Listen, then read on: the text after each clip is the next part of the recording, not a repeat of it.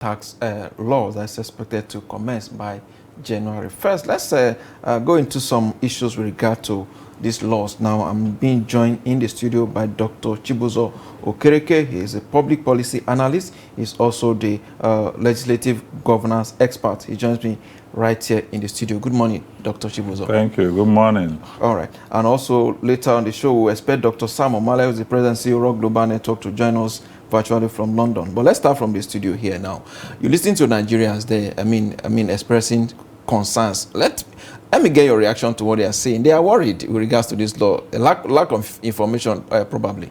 Well, let me start by commending Trust TV for going into the hinterland to even hear the opinions of the people. When you discuss tax in the Nigerian context, it's almost like an elite discussion. But going to get the views of people in the villages is actually a way to popularize the policy, educate people, and get them to know what is happening, so that when there are reactions and multiplier effect in the prices of goods and services, they will not think it's witchcraft. They will know policies affect their daily life. So I commend Trust TV for that.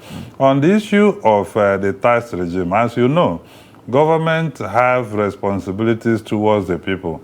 The people also have statutory obligations towards the government. In many climes around the world, tax is the major base for raising government revenue. And you can even hear where there are competitions and a measure indicator for governance performance today in many states is how much IGR have been increased, right? Even the president was praised for increasing IGR in Lagos. And anytime you hear that, the background information is that people pay more taxes, or the tax base have been widened, or more people have been brought into the tax bracket. People just have to understand that. So if you look at the Nigerian situation, tax has not been our major revenue source. Our non-oil revenue, which a component of it is the tax, has been low for several years. You can say that many Nigerians, especially the rich, they live off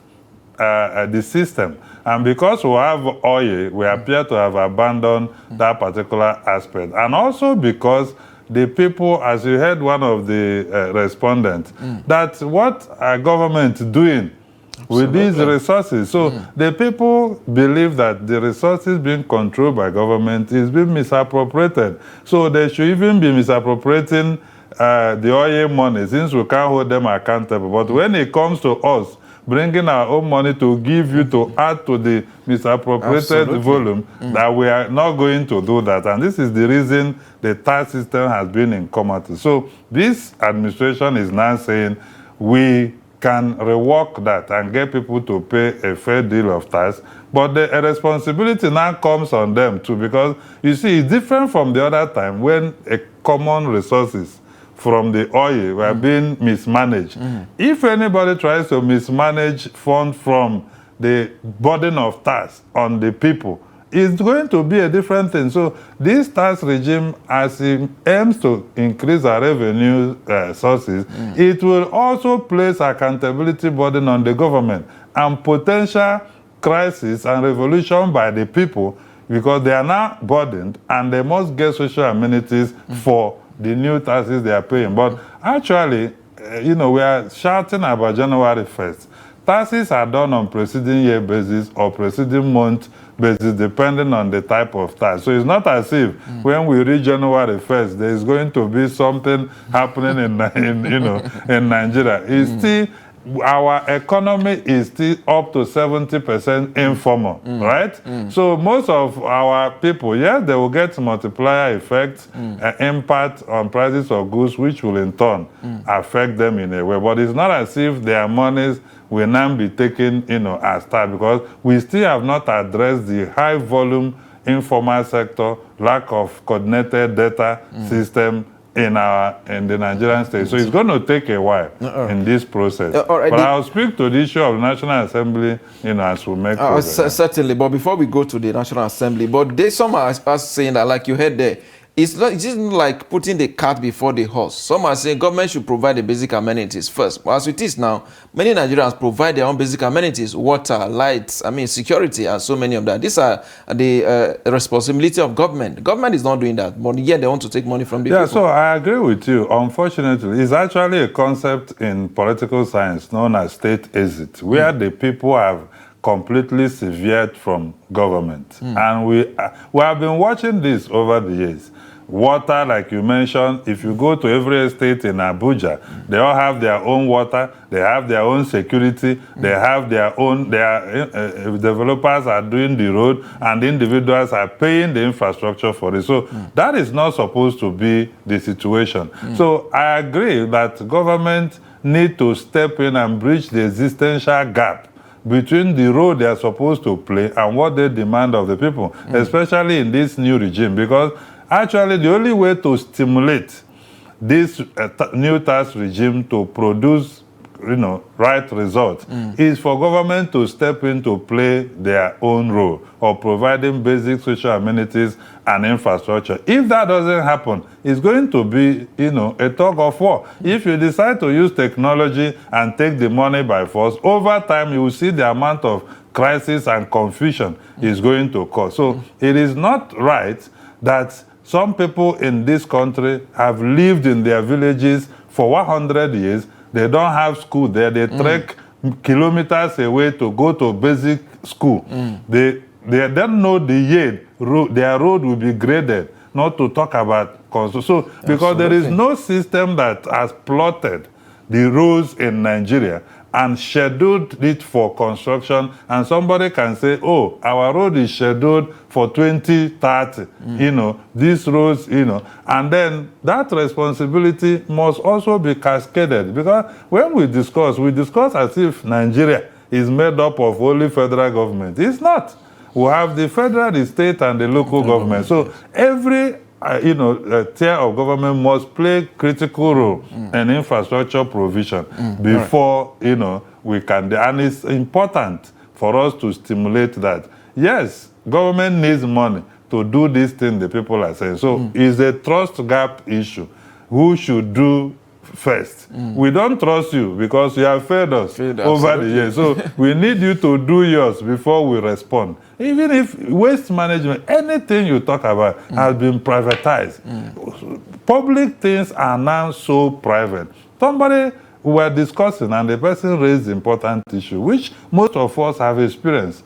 Have you ever stayed in your business premises and a particular department or government visited you just to find out the challenges you're facing to help inform policy? No. Anytime they visit you, demand notice.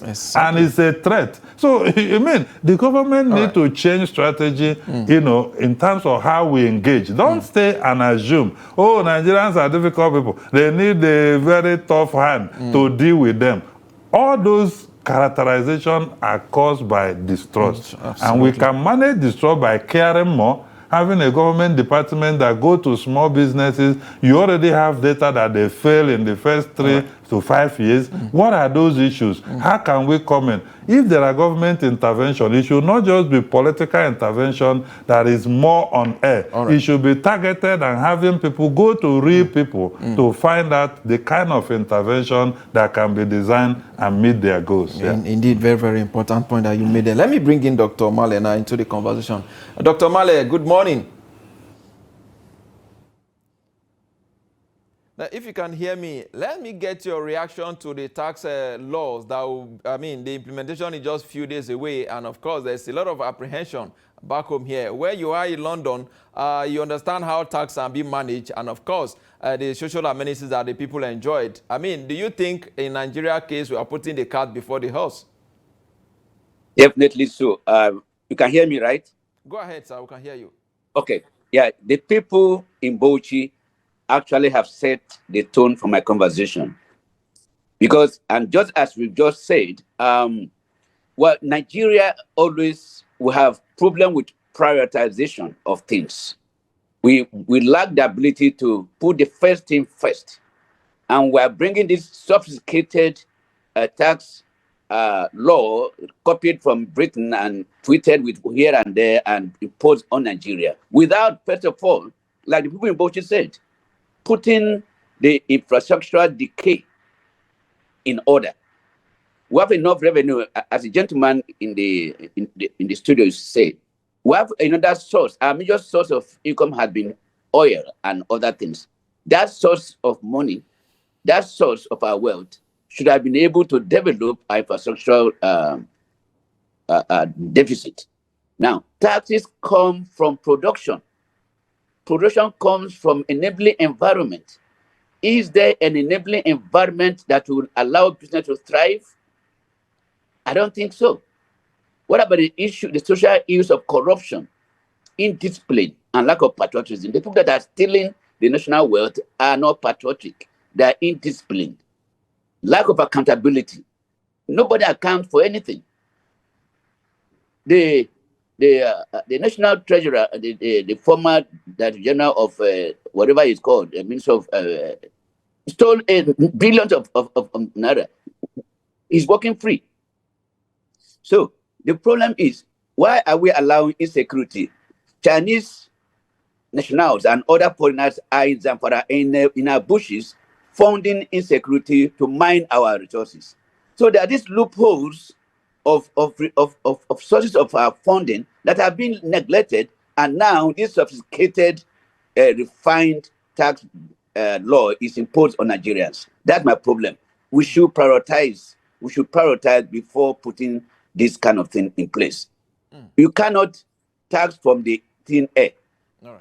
So when people talk of IGR, I keep asking, IGR comes from businesses that are in production, that are in profit. So where are the businesses they are trying to tax? Let me know where are the businesses.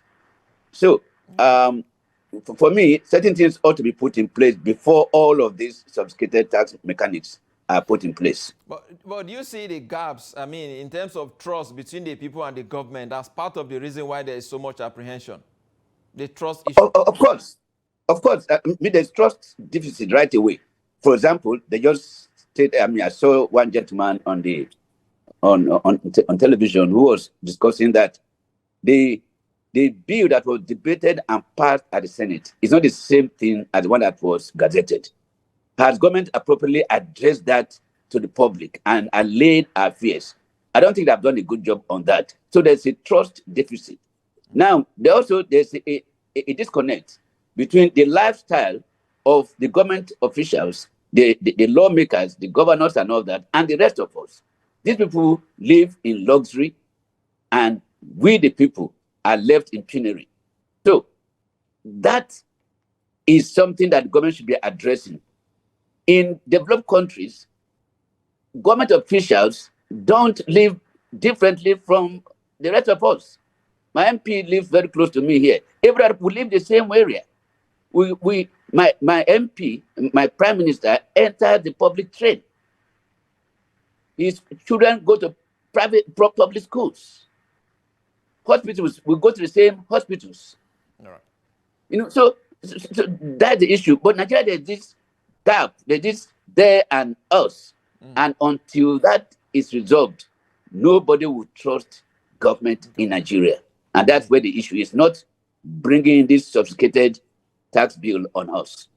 Indeed. Let me come back to the studio now. There's the issue you raised, the issue of discrepancy is also a major concern here. Let's see. That issue was brought up by a member of the House of Representatives, and it has been established that the harmonized bill is different from the one that was gazetted. And there is also, let's look at how the National Assembly work. Dr. Chibuzo, you have been a legislative aide and you are very expert in this area. A law passed by the National Assembly, I mean, signed into law by the president, and later it was discovered that there was discrepancy from what was passed and, of course, what was gazetted.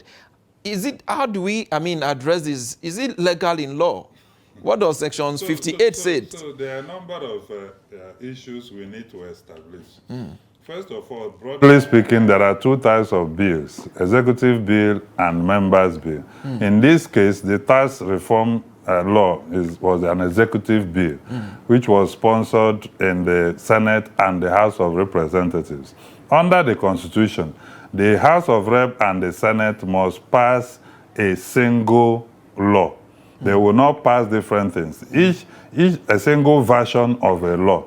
So if the House of Rep or the Senate pass different things, they must establish a conference committee to harmonize. And of course, you have the first reading of the bill. The second reading is the debate on the general principles and merit of that bill. Once it passes second reading, it refers to a standing committee. In this case, the Committee on Finance that oversee issue of revenue. The Committee on Finance meets and report back to plenary. The report of this committee is now considered at the Committee of the Whole. And if agreed to, the law is passed. Once the law is passed, under the Arts Authentication Act of 1962, the burden is on the clerk of the National Assembly. Now, you already know we have clerk Senate, clerk House of Rep, and the clerk to the National Assembly. The clerk to the National Assembly is mandated by the Arts Authentication Act to produce a clean copy. Also, the standing order of the House of Reps and that of the Senate, particularly order 12 of the House of Reps, mandate the clerk to produce a clean copy, which will be endorsed and transmitted to the president.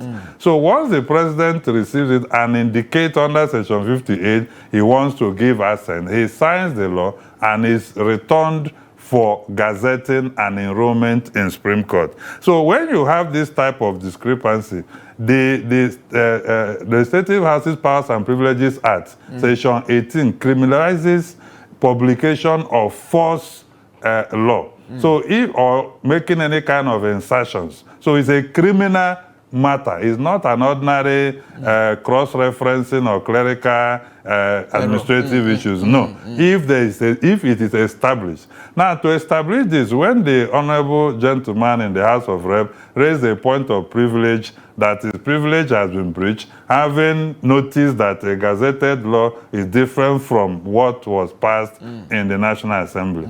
The Speaker rightly established a committee to look into that. What is now unfortunate is that we are yet to see the committee report, and they have ordered for a gazetting of the law, which also implies that it has been established that the law is at variance with what was passed, which means somebody must be held accountable. Because you see, when you see things like insertion regarding enforcement powers, threshold issues, and reduction in parliamentary oversight of those agencies, that means the executive branch or whoever facilitated that wants to reduce the powers of the National Assembly, increase enforcement powers of the agency responsible, and even reduce the threshold burden agreed by the representative of the people. Now, where can this happen? One is at the point of transmission. We must establish, was what National Assembly passed the same as what the clerk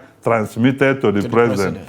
Two, was what the president assented to the same as what was transmitted to him? The one that the president returned, was it the same as what he assented that was gazetted? And there is this issue of rushing to make publication. This is not the process. Both Interpretation Act of Nigeria puts the Attorney General, on responsibility on this. So there are key people. If somebody charged with gazetting had allowed insertions before gazetting, or somebody charged with transmission, remember, what the president signs is actually a schedule to the bill, where his signature is provided for, not the entire bill. So the president may not even know. Have time to go through So he relies on people, Attorney General and key other people for this. So it's important to establish at what point was this just an administrative error? Was this a crime as established in Section 18 of the Legislative House Powers and Privileges Act? If it is established, people must go into it, because this will undermine trust, undermine our democracy, and even undermine public trust in the integrity of the tax law, as well as other laws. This is a law that caused a lot of controversy. Absolutely. It could not even be presented in the House of Reps for second reading for several months. Absolutely. Because the members simply rejected even the law being listed for second reading. It's not the kind of law you would do in session. And it's a criminal act under the law to insert anything in a law that has been passed. So, but what does it mean to re-gazette a law that has already been gazetted? So the challenge now is in gazetting, right, which is a publication of the law that has been passed. Now, in lawmaking, right, you discover that there are commencement period.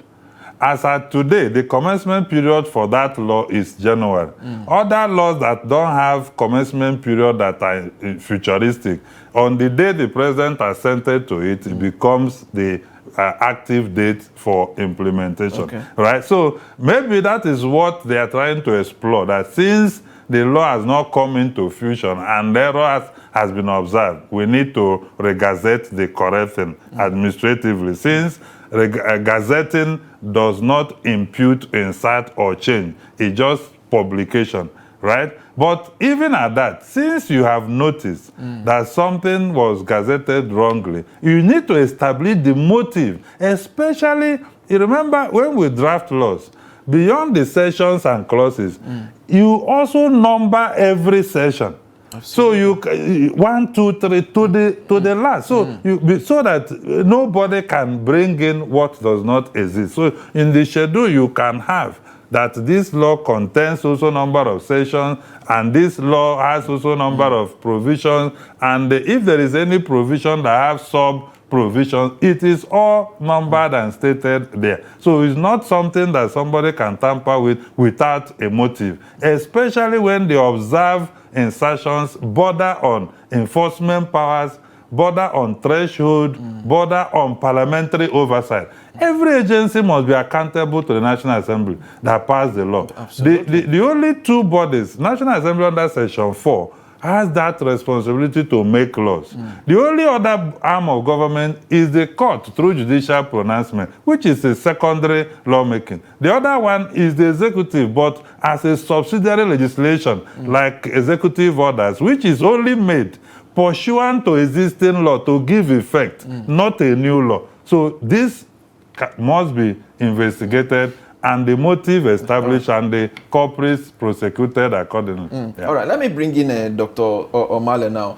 Dr. Omale, the issue of investigation is, very, very important in this matter, but it does seem that the federal government or the executive is still going ahead to implement this law without addressing these concerns.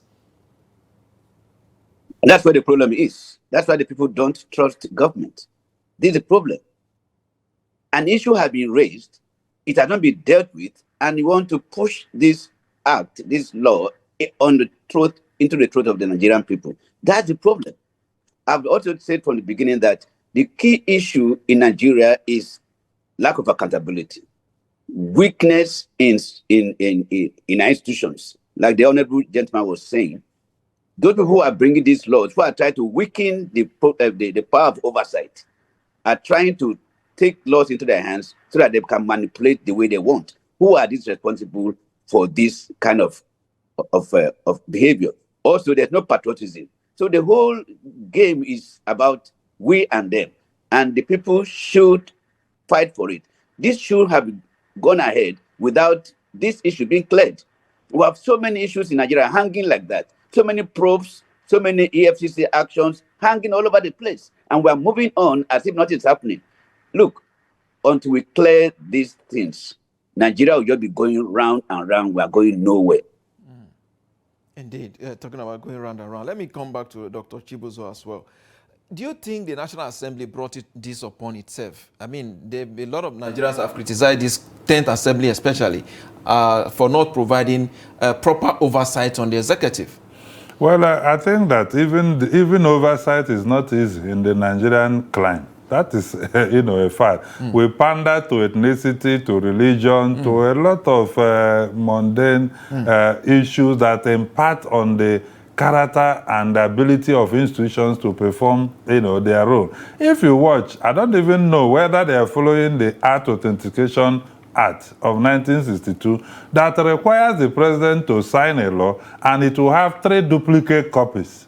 Those duplicate copies are returned to the National Assembly to now look at it to know that this is exactly what was transmitted, and then gazetting is done. So when we have not even done the right process, and the National Orientation Agency is publishing the act in their website, the Presidential Tax Reform Committee is publishing it, because you see, the process, we must follow the process if we want to get our result. For instance, National Assembly doesn't have oversight budget.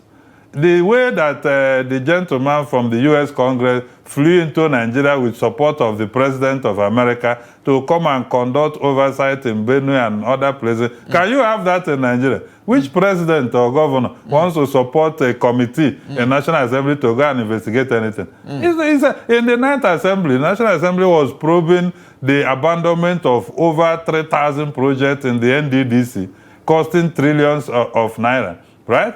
They did not even conclude the report when the executive set up their own forensic audit committee, rather than wait for the National Assembly report and then act on it. The same thing we have seen in the past in the 7th Assembly, when the issue of bulletproof purchase car from Ministry of Aviation happened. While the National Assembly was probing it, the executive set up their own committee. So you keep seeing this effort, to masquerade and undermine the oversight power. Yes, we know, naturally speaking, nobody wants to be accountable. But we must, when institutions are not made not to be accountable, then we have a problem, right? So if we want to make oversight work, we must ensure that our people have the capacity, starting from even the committee system. How do we select chairman and members of a committee? What do we respond to? What are the indicators for somebody to be? You must have capacity. You must have the professional training. If you don't have it, you must be willing to, get experts to work with you to deliver on the mandate of that committee. You must have capacity to do oversight the way it should be done. So even the standing order says you must advertise on national television. You must do this. Now, many referrals to committees, you see them.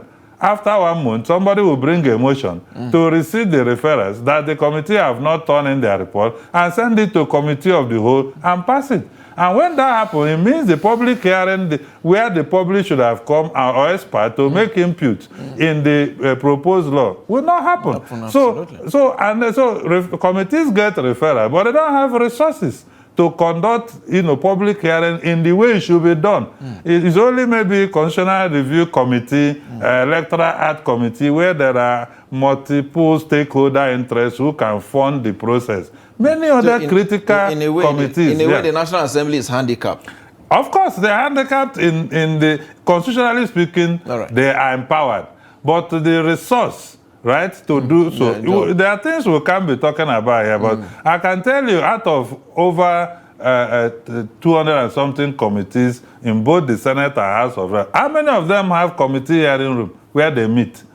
Right? And then the kind of equipment, only a few, maybe Public Accounts Committee, where the chairman has displayed, a lot of capacity to drive the process, or Appropriation Committee.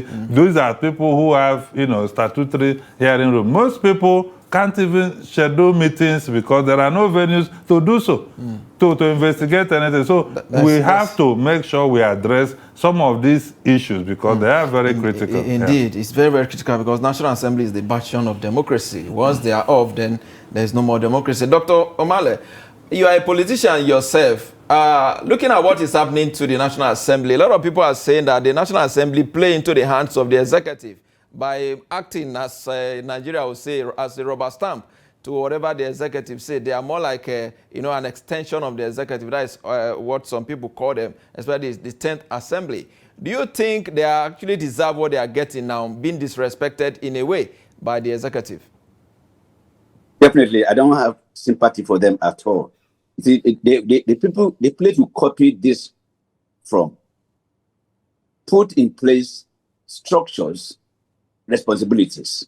We have the executive, we have the legislature, and we have the judiciary. They were put there for a purpose.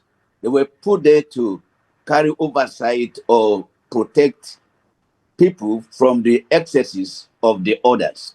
So executive cannot implement a budget without having been passed by the legislature. Go to America, government can shut down if the House of Assembly and the Senate have not passed the bill. The judiciary can dismiss a president, can dismiss anybody. So they have this independence. That's how it works. But anything that comes to Nigeria takes on the nature of Nigerianness, which is where our problem is. This current house definitely has to be the worst. Remember that if the House or the Senate and the House during Obasanjo, if they didn't stand strong against Obasanjo, Obasanjo would have been us up to today. But people were dismissed, presidents of Senate were sacked, but they stood their ground. And we need people to look, you are independent. The judiciary is independent, but Nigeria is all one now, and we're actually going to a one-party state. So the problem is we cannot continue in this confusion. The accountability comes when each organ, each sector, each institution is performing their roles. In Nigeria, it's not happening. The whole National Assembly is a rubber stamp. The way they rush things, the way they look at what happened in Rivers State. Before, it was a voice note, it was a voice vote. Things like that are done in a bizarre way. And we see them distributing things and the parent telling them, you're going to have envelopes developed to you, delivered to you. It's a shame. And people are saying this, and it cannot continue until institutions begin to see executives trying to, how is executive buying or building houses for judiciary? Why? Why should they build it? Why? The judiciary had their own budget. Why should any executive arm provide houses and offices to the judiciary? That is compromising the independence of the judiciary. They have their own budget. So until these people, these institutions are independent of each other, we are just modeling while we're in a dictatorship right now in Nigeria. All right, Doctor, before I let you go, the government is saying that a tax reform is actually aimed at promoting economic inclusivity as well as shared prosperity for Nigerians. But the question is, how sincere is the government in this regard? Look, they can speak all the grammar, but let's educate them on the core fundamental purposes of and functions of taxation. They should know that, number one, yes, it's for revenue generation, which they are trying to make it uniform and easy. But that's one bit of revenue generation. But the other bit is this revenue is to finance, is to fund government expenditures such as healthcare, education, national defense, law enforcement, roads, and social welfare programs. Taxation or tax is for redistribution of wealth. No. Is the wealth in Nigeria being distributed equally? The tax system, particularly progressive incomes, it comes from higher income earners, pay a larger percentage, and are collected and are often given to social safety nets, pensions, and subsidies. Taxation is for economic regulation and stabilization. Is this law trying to stabilize the economy of Nigeria? Does it influence our behavior? Of course, taxation has behavioral influence. What we call people that have too much excesses and all that. If you are smoking, if you are drinking, you pay. That kind of stuff. Sugar and these kind of taxations are specifically to correct a behavior. It's for stabilization. It's for social. It's a social contract and legitimacy. Please. So they should know the core causes or core reasons why taxation is brought forth, not just extracting money from people and they're using it for their own individual benefits. Thank you so much, Dr. Sam Omale, President CEO of Global Investment Network. I must thank you for your contribution on this show today. We appreciate it. Thank you for having me. All right, let me back to the studio now before we go. Dr. Chibuzo, labor union, so many, stakeholders, NBA, are calling for the suspension of these tax laws. But the federal government is bent on going ahead with the implementation. But given all the issues, the concerns that have been raised, shouldn't the government have at least put a hold on this tax, address this concern before go ahead with the implementation? Well, we're asking the government to do what they don't have powers. Or do you also think the Senate or the National Assembly has compromised as well? No. Let me, on the issue of legislative independence, it's actually a contested area because parties run on the same manifesto, both at the presidency and even those of us in legislative studies. It has been a major contested area of how legislative independence can work. It can only work through development caucuses who believe, because if you go by the parties in the legislature represent their party in executive. That's why the concept of majority and minority is there, is for pushing policies and what else. So sometimes we confuse. We want individual legislators to be their own